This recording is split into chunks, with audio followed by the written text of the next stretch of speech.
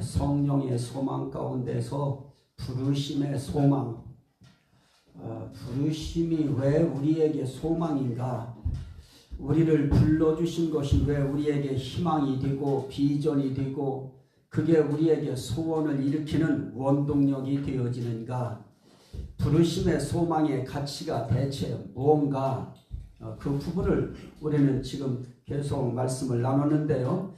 우리를 불러주신 그 부르심이라고 하는 것이 지난 시간까지는 우리에게 나라를 주셔요. 나라. 그 나라를 너희에게 주시기를 기뻐하시느니라 라고 말씀하시는데, 우리를 일단 그 나라에 들어가게 하시기 위해서 적은 무리요, 무서워하지 말라, 두려워하지 말라, 아버지께서 그 나라를 너희에게 주시기를 기뻐하시느니라 라고 말씀하시면서 적은 단위의 그런 사람들이 모여서 예수의 이름을 부르는 그들 가운데에 우리 예수님이 함께 하신다는 사실을 우리가 알고 있기 때문에, 적은 무리, 그럴 땐 두세 명일지라도 예수의 이름을 부르는 무리들, 그들에게는 그 나라를 주시기를 아버지께서 기뻐하시느니라 그러시는 겁니다.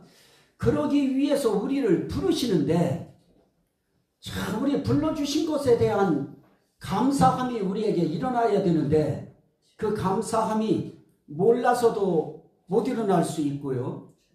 알아도 우리가 깊게 간절하게 알아지지 않을 때, 가볍게 살풋이 알아질 때, 그때 우리에게서는 그런 감동의 찬양이 안 올라옵니다. 그런데 오늘 말씀에 보니까 우리를 부르실 때 어떻게 부르셨는가? 부르시는 그 참 조건들을 보면 아주 약한 그런 조건들을 보시고 부르셔요. 오늘 말씀 가운데 그렇게 말합니다. 세상에 미련한 것들을 택하사. 그분의 부르심이라고 하는 그 부르심을 다른 말로 택하심으로 이야기합니다. 택하심이라고 하는 것과 부르심 둘 다 같게 표현을 하셨는데요.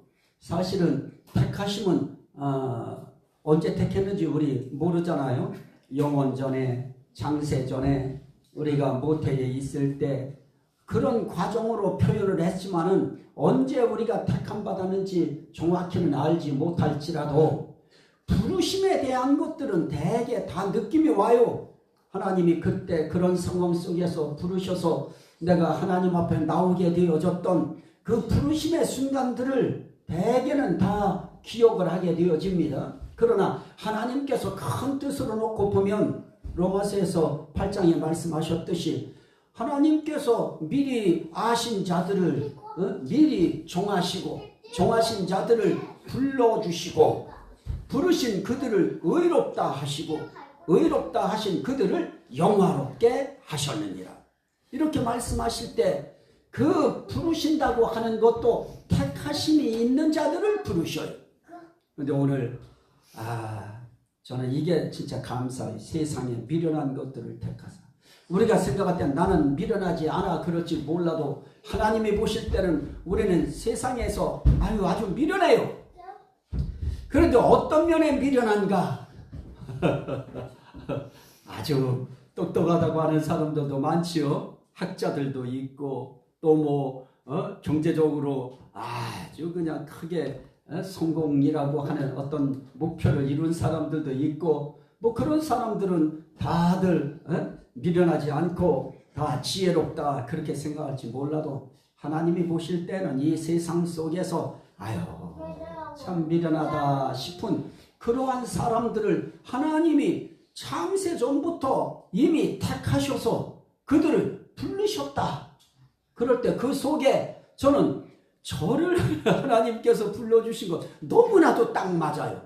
따라 지혜로운 자가 많지 아니하며, 능한 자가 많지 아니하며, 문벌 좋은 자가 많지 아니하도다. 그렇다고 해서 지혜로운 자가 하나님이 안 불러셨다는 거 아닙니다. 지혜로운 자 불러주셨어요. 그러나 많지 않아요.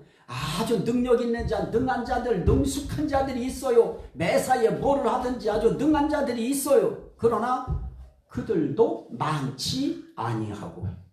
그리고 문벌 좋은 자, 뭐 학벌 좋은 자 있어요. 있는데 많지 아니에요. 그러면 어떤 사람들만 이제 남아요? 세상에 미련한 것들, 또 세상에 약한 것들을 택하사 강한 것들을 부끄럽게 하려 하시며, 약한 것들이 있어요. 그러면 여기에 미련한 것들, 약한 것들, 또 26절에는 어떻게 해요? 28절에는 세상에 천한 것들, 멸시받는 것들, 없는 것들. 야, 하나님은 그러면 아주 이 밑자리에, 아랫자리에 있는 정말 어려운 사람들, 힘든 사람들, 세상 속에서 볼 때 그렇게 호감 가지 않는 사람들, 천한 사람한테 누가 호감 보이겠어요? 멸시받고 사는 사람들, 왕따 당하고 사는 사람들, 손가락질 당하고 사는 사람들, 그 사람들 누가 좋다고 손 피고 손잡고 그렇게 하겠습니까? 거기에 또 뭐예요? 없는 것들, 없는 것들, 없는 것들이라고 하는 이 없는 것들도요, 세상 속에서는 그렇게 없는 것들이 자랑스러운 그런 상황이 아닙니다. 없는 것들 그러면 죄도 안 졌고 자기한테 잘못한 것도 없고, 그런데 저 사람 없어 그러면 없는 사람 무시해요. 옆 사람 인사합시다. 무시하지 맙시다. 무시하지 맙시다. 아유 없는데, 아유 없어요. 없다고 해서 뭐 자기한테 잘못한 거 있어요? 그런데도 없는데도 없는 사람들에 대해서 사람들이 무시하고 깔보고요, 업신여겨요. 이건 참 웃기는 현상이지요. 그런데 우리 하나님은 없는 사람도 하나님은 택하시고요, 어리석은 자도 부르시고 천한 자도 부르시고 없는 자들도 부르셔서 그러한 자들 통해서 하나님의 나라에 들어가실 수 있도록 그 일을 하나님은 택하심을 통해 부르시는 일로 진행하시는 것입니다. 그래서 오늘 우리가 하나님 앞에 정말 부르심의 소망이 정말 어떤 것인가, 그 부르심의 소망 가운데 나를 불러주셨는데 내가 어떤 존재였는가, 나는 없는 자고 천한 자고 약한 자고 무능한 자고 그런 자였는데 하나님이 나를 불러주셨다? 이거 생각하면 하나님 감사합니다. 나에게 이런 좋은 나라를 들어가게 해주시니 너무 감사합니다.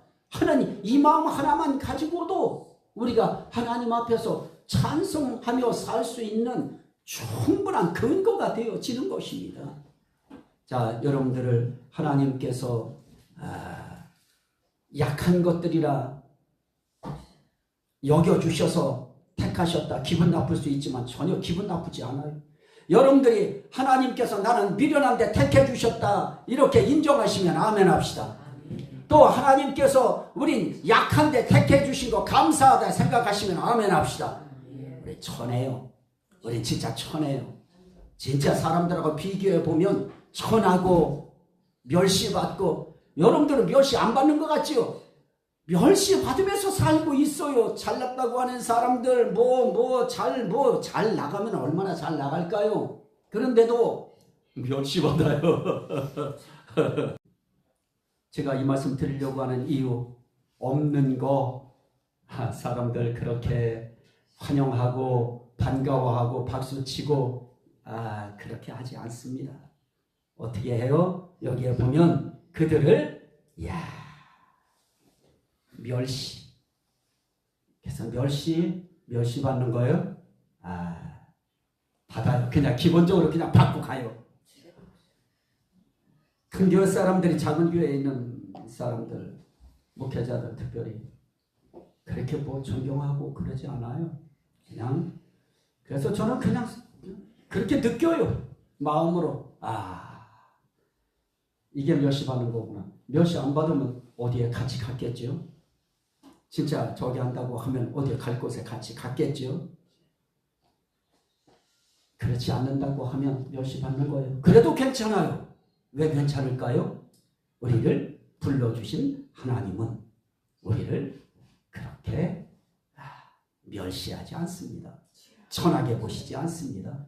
없는 것으로 여기지 않습니다. 오히려 없는 거 있게 만드시고 천한 거 존귀하게 만드시고 약한 거 강하게 만드셔서 나름 강하다고 하는 자들을 부끄럽게 만드시고 나름 존귀하다고 하는 자들을 부끄럽게 만드시고 나름 강하다고 하는 자들을 부끄럽게 하시고 나름 지혜롭다고 하는 자들을 그들을 통하여 부끄럽게 하시려는 하나님의 역사를 이루시면 그럼 우린 이 땅에서 그것으로 우리는 하나님 앞에 존귀한 성도로서의 몫을 다하는 겁니다. 그러한 사람들을 하나님은 하나님의 나라에 불러들이시는 겁니다. 이게 부르심의 소망의 무게이고 가치이고 비중이고 큰 의미입니다. 이 말씀이 여러분들의 인생길에 나 부르신 거 이건 정말 소망적이야, 희망적인 부르심이야, 이것만 가슴에 일렁여도 조금 어려움이 있어도 우리 그거 박차고 나갈 수 있을 겁니다. 이 은혜의 주인공 되시기를 주의 이름으로 축원합니다. 아멘. 우리 주여 성창하고 우리 같이 한번 하나님 앞에 기도합니다. 주여